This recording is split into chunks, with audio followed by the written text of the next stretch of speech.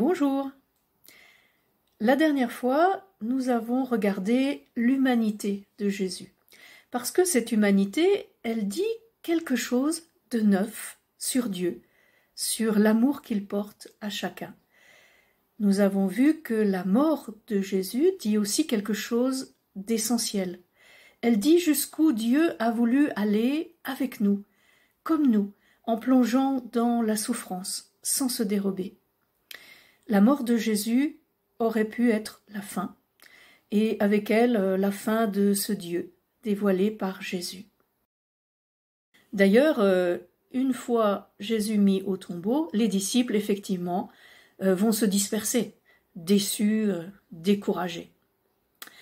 Et voilà que, d'une façon tout à fait inattendue pour eux, ils vont faire une expérience qui va tout bouleverser. Ils vont faire l'expérience d'une rencontre avec quelqu'un de vivant. Est-ce un autre homme? Non, disent-ils, c'est lui, avec les marques de son supplice. Est-ce un fantôme? Non, disent-ils, il a mangé avec nous. Alors, est-ce le Jésus que nous avons connu et qui est revenu à la vie? Non, disent-ils, il est venu au milieu de nous, mais à toute porte fermée. Voilà, c'est lui, mais c'est lui autrement. Les disciples rencontrent un Jésus qui n'est plus d'ici, mais qui est vivant.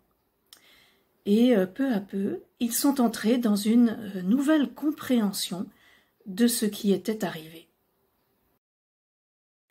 Les disciples avaient suivi Jésus parce qu'ils avaient confiance en lui, mais ils se trompaient sur lui.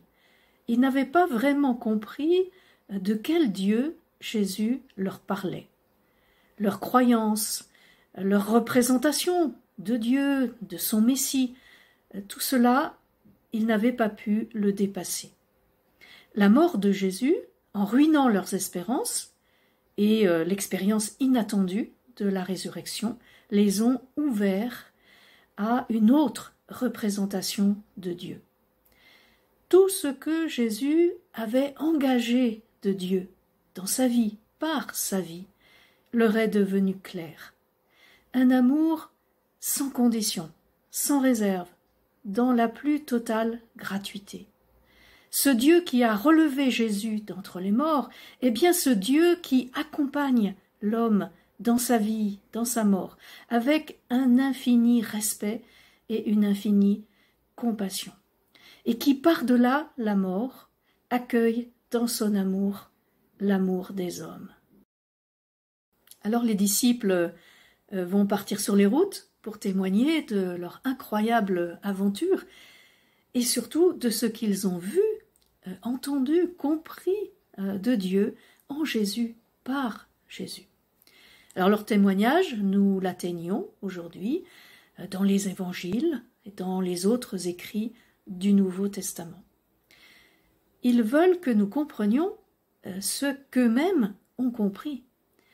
D'abord que Jésus, par ses gestes, sa parole, sa vie, sa mort, est langage de Dieu, parole de Dieu, dans la chair et dans l'histoire.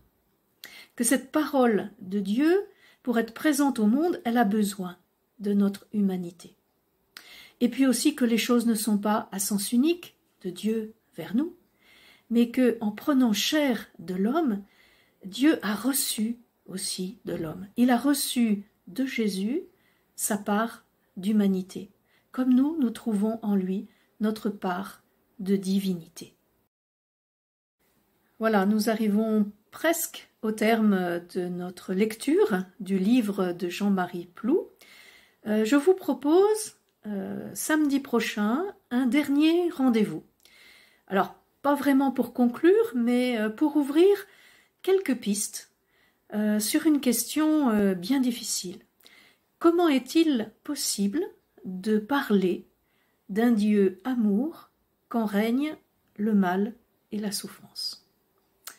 Alors à très bientôt.